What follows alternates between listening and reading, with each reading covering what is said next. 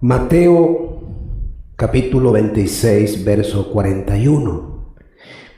Velad y orad para que no entréis en tentación. El espíritu a la verdad está dispuesto, pero la carne es débil. El título de esta enseñanza, de este sermón de la tarde, es una pregunta. ¿Cuánto puedes velar en la oración? ¿Cuánto puedes tú velar en la oración? ¿Por qué debemos orar? ¿O por qué debemos velar en la oración? Ya la oración para algunos ya es una dura batalla de disciplina espiritual. ¿Cuánto más valor tendrá el velar en la misma oración? Habrá momentos en nuestras vidas donde lo único que queda para hacer frente a las grandes y recias dificultades es postrarse en oración y ruego. Dicho de otra forma, no queda otra que echarse en las manos de Dios, con clamor, con ruego. Pero ¿cuánto puedes tú velar en la oración? Nadie puede dudar de que la oración se presenta como una disciplina espiritual necesaria con el Creador. Es la manera en que podemos acercarnos a Dios, es la manera en que podemos buscar su voluntad. Pero también es cierto que aunque Dios escucha todas las oraciones de los hombres, Dios escucha todas las oraciones de los hombres, Él solo presta atención a la oración de los justos. Dice el Proverbio, capítulo 15, verso 8, el sacrificio de los impíos es abominación a Jehová, mas la oración de los rectos es su gozo. A veces las personas desconocen esto, piensan que Dios atiende la oración de todos los seres humanos, las escucha, pero su oído está atento al clamor del justo, su oído está atento a la voz del justo. ¿Quién, sino solo nuestro Señor Jesucristo, para enseñarnos acerca de la oración? Los discípulos, así como nosotros, realmente ellos estaban sorprendidos de ver al Señor orando. Terminaba su día, cada día sanando, expulsando demonios, favoreciendo a la gente, enseñando, y se iba a orar. Se iba a orar a un tiempo aparte, solo. Muchas cosas aprendemos en la oración del Señor. En todo su ministerio vemos esos momentos donde su alma desfallecía. Pero hay una oración muy particular que es la oración antes del Calvario. La oración que él hace en el Getsemaní. Quiero que vaya por favor a Mateo 26 y en el versículo 36. En adelante. Entonces llegó Jesús con ellos, sus discípulos, a un lugar que se llamaba Getsemaní, y les dijo: sentaos aquí, entre tanto que yo voy allí y oro. Y tomando a Pedro y a los dos hijos de Zebedeo, son Jacobo y Juan, comenzó a entristecerse y angustiarse en gran manera. Aquí hay algo, hay un tono, un ambiente cargado de angustia, previo al Calvario, previo a la obra de la cruz. El Señor toma a 3 de sus más cercanos discípulos, no los va con todos al monte, pero llama a tres, Pedro, Jacobo y Juan, porque él necesitaba ese apoyo, ese compañerismo, esa simpatía que hay con sus apóstoles más cercanos. No vemos que el Señor con frecuencia haga eso. Cuando él oraba, se apartaba a los lugares desérticos, ¿no? Se apartaba y oraba solo, pero aquí él llama a tres y les da instrucciones, y él se va aparte a orar, pero necesita que estos tres discípulos le acompañen ahí. Es un momento donde él empieza a entristecerse en gran manera, dice el versículo 37, comienza a angustiarse en gran manera. Y el versículo 38 dice, entonces Jesús les dijo, mi alma está muy triste hasta la muerte, quedaos aquí y velad conmigo. Les dice a los tres, quédense aquí y velen conmigo. ¿Por qué está su alma triste hasta la muerte? Jesús estaba plenamente consciente de que él mismo era el cordero necesario para expiar el pecado de los transgresores. Él conoce su llamado, él sabe lo que va a pasar, y por eso siente esa carga muy pesada. Como bien lo expresa el profeta Isaías 53, mas él fue herido por nuestras rebeliones, molido por nuestros pecados, el castigo de nuestra paz fue sobre él, y por su llaga fuimos nosotros curados. Miren, el profeta Isaías, muchos cientos de años antes, hablaba de que el castigo de nuestra paz fue sobre él, y por su llaga, por su dolor fuimos curados. El Señor sabía lo que iba a acontecer. Por eso siente esa carga muy pesada, y su alma está triste hasta la muerte. Pablo también es claro cuando dice en la segunda carta a los Corintios, capítulo 5, al que no conoció pecado, por nosotros lo hizo pecado. Fue sin pecado, pero él recibió el pecado de todos los pecadores, para que nosotros fuésemos hechos justicia de Dios en él. Entonces, el Señor sabía perfectamente lo que le iba a acontecer. Vean ustedes el panorama, vean el paisaje, ¿no? Tienen a todos los discípulos, pero él trae a tres consigo, y a esos tres les dice, quédense y velen, mi alma está triste hasta la muerte. Y él se va un poco más allá a clamar y a orar. El sacrificio de Cristo nos favoreció a todos, pero nuestro Señor, aún en este tiempo, nos está enseñando. A veces las personas se les pide oración y no oran, acompañar en un clamor y no lo hacen. Pero habrá momentos donde la única forma de sentir paz como creyentes es en la respuesta de nuestro Dios. ¿A dónde podemos llevar las angustias? Dice el Salmo 50, llámame en el día de la angustia. Tal vez no estamos angustiados, tal vez no nos sentimos tribulados, pero cuando llegue ese momento, ¿a quién vamos a clamar? O el apóstol Santiago, ¿está alguno de entre vosotros afligido? ¿Qué tiene que hacer? Ore. O como lo dice Pablo, hermanos, no estén afanosos, sean conocidas vuestras peticiones delante de Dios con toda oración y ruego y acciones de gracias. Toda oración que nos lleve a un tiempo de clamor por cualquier angustia, el Señor está atento a nuestras peticiones.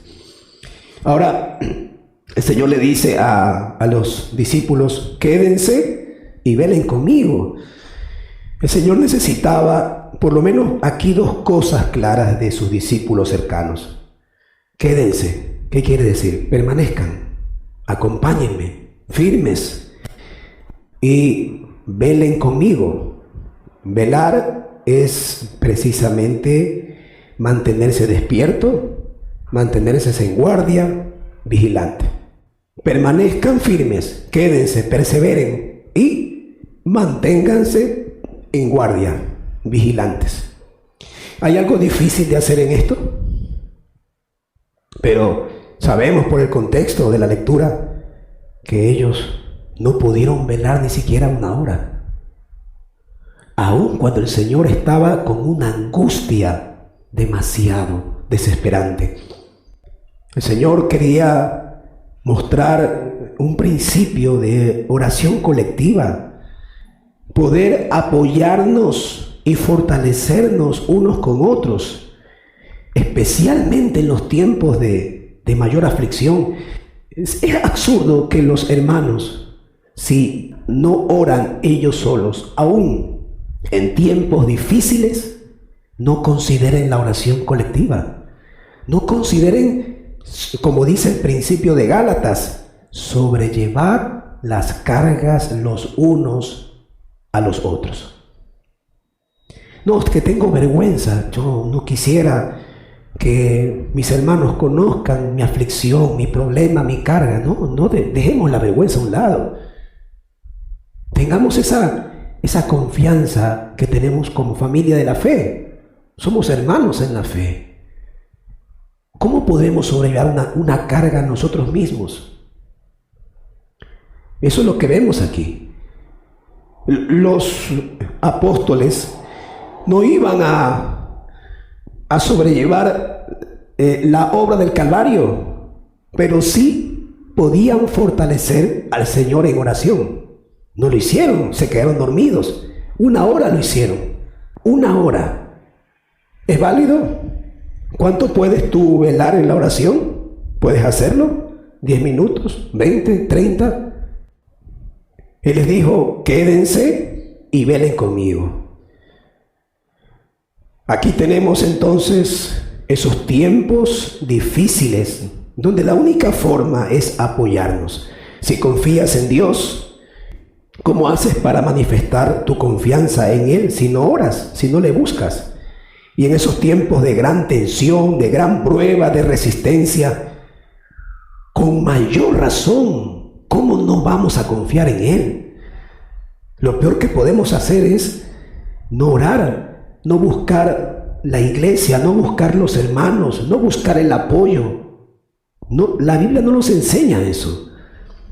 Tiempos de gran tensión, de gran prueba, de gran resistencia.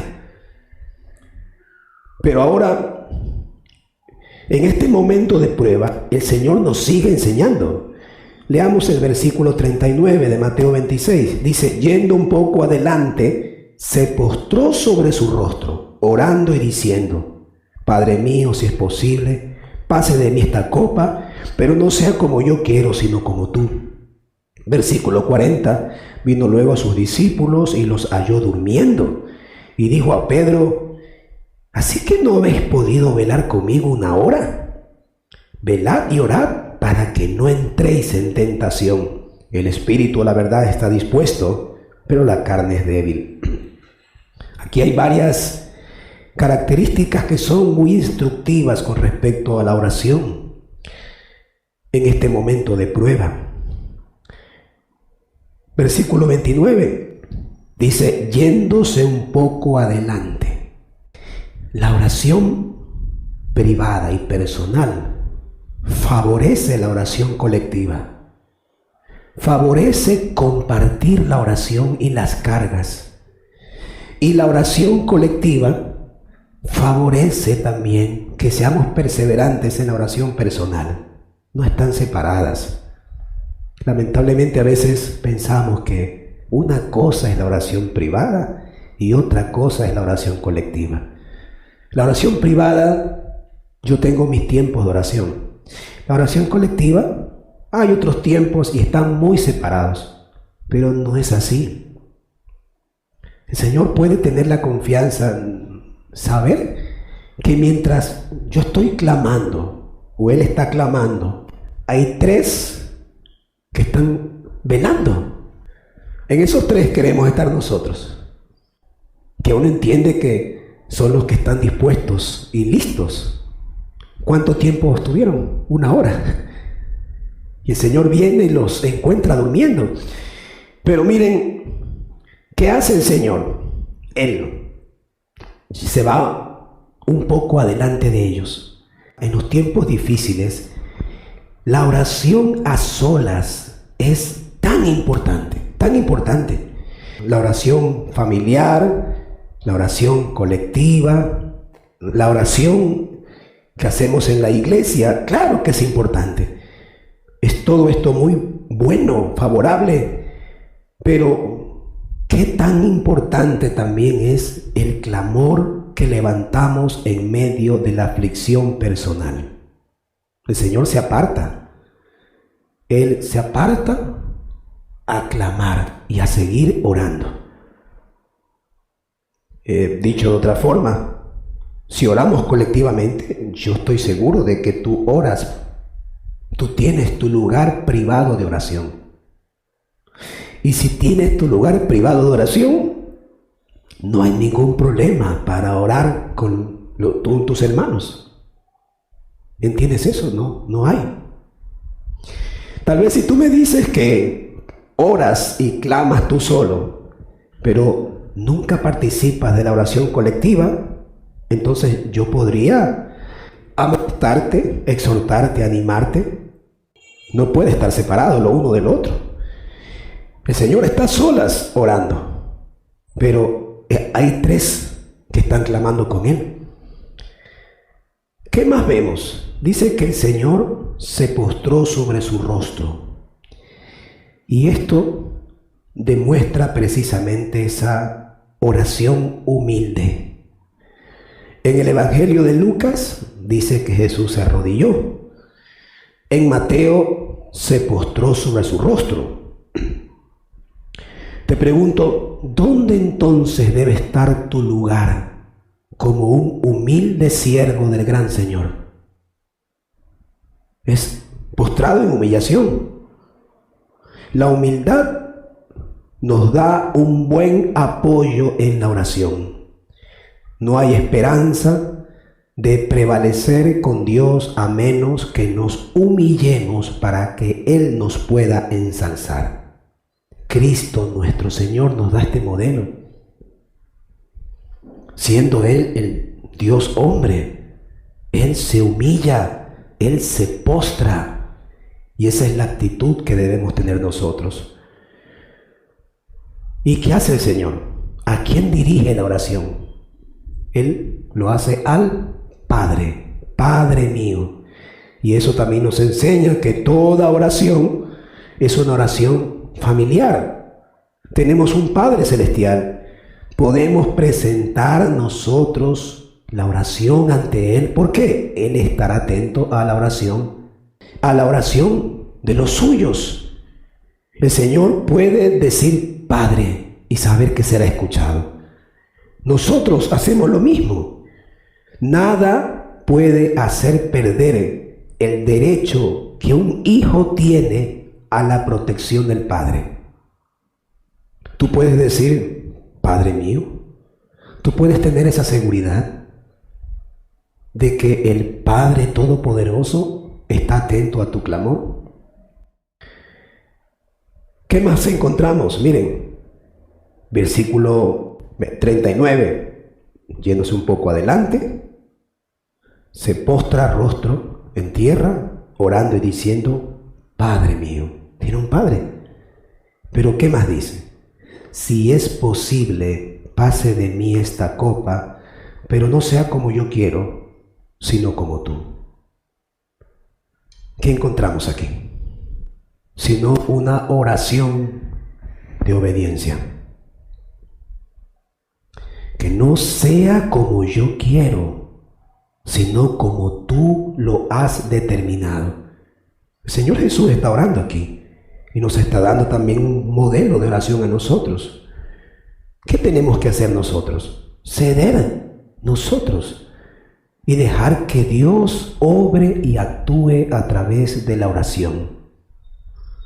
Deja que sea como Él quiere. Miren, es interesante que las personas se enfrascan, cierran su corazón y ellos quieren al final hacer su voluntad. No se acercan a la oración, no hay oración personal, no hay oración entre hermanos. ¿Cómo pueden entonces estar atentos a la voluntad de Dios si no la escuchan? No quieren escuchar. No hay postración, no hay humillación, no hay búsqueda de la voluntad de Dios en obediencia. Es triste cuando encontramos creyentes que dicen que están buscando la voluntad de Dios. Las personas oran de esa forma. No buscan la voluntad de Dios. No se acercan para conocer la voluntad de Dios. Ellos oran para que al final se cumplan sus propósitos. El apartarse es buscar la voluntad de Dios. El humillarse es reconocer que Dios va a hacer su voluntad. El decir Padre me pone en una posición de hijo en obediencia. Y decir Señor, que no sea lo que yo quiero, que sea lo que usted establece para mí. Sea desde las cosas más simples de la tierra, comprar una casa, comprar algún bien personal, comenzar a estudiar un casamiento, un matrimonio, un cambio de iglesia, una salida del país. Pero si yo voy a la oración ya con una decisión tomada, ¿cuál es el punto de buscar la voluntad de Dios? Si la oración personal te está dirigiendo a que puedas escuchar el consejo de otros, qué bueno, ¿no? Hermano, vamos a orar. Qué bueno. La Biblia dice esto y esto. Miren, vamos a pedir la voluntad de Dios. Miren, pero eso no hacemos. Tomamos decisiones y al final no hay nadie que pueda decirnos lo contrario. Ya hemos tomado decisiones. El Señor dice aquí que no sea como yo. Y sabemos en el contexto, ¿cuántas veces pidió el Señor esto? 3 veces. ¿Acaso Él como Hijo de Dios no lo pudo haber hecho una sola vez? ¿No hubiera sido suficiente que sea una sola vez? No, fueron 3 veces. Él, siendo Dios encarnado, lo hace 3 veces. ¿Y nosotros? ¿Cuántas veces buscamos la voluntad de Dios? Si es una, y ya con eso pensamos que es suficiente. ¿No es así?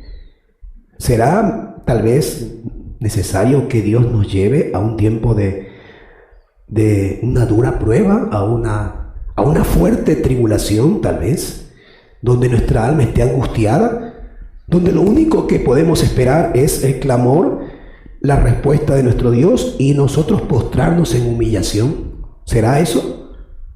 ¿Será que eso sea necesario para que ahora sí podamos escuchar bien? Y finalmente, es una oración perseverante porque el Señor les dice, el Señor lo hace 3 veces. Y cuando regresa a ver a los suyos, les dice, velen, oren. La carne es débil.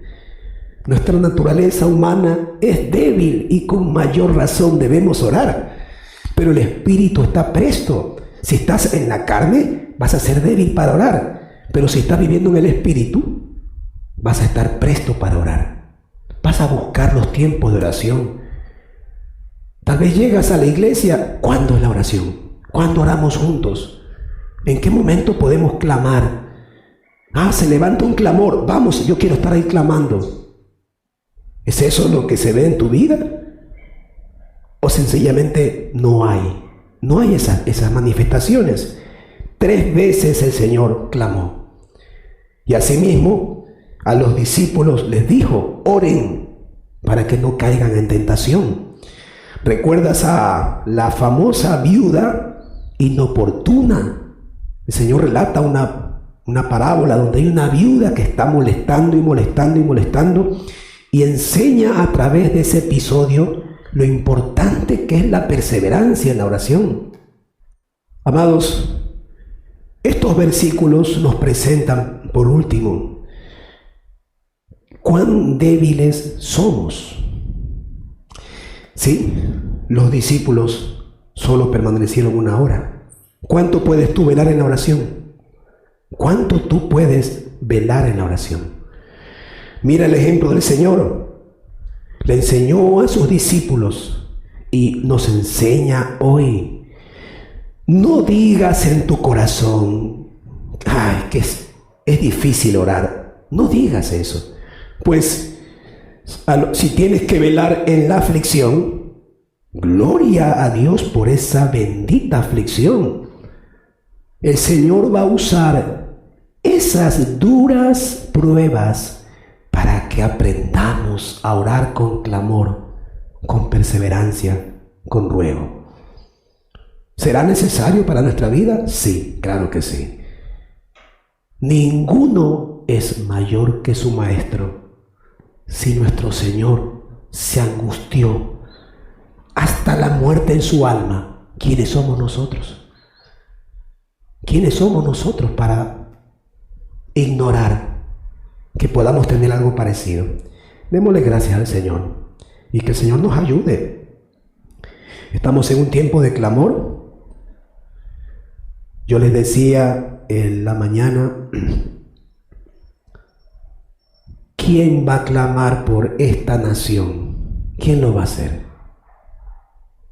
¿Quién va a orar? Sino aquellos que conocen el mandamiento claro del Señor.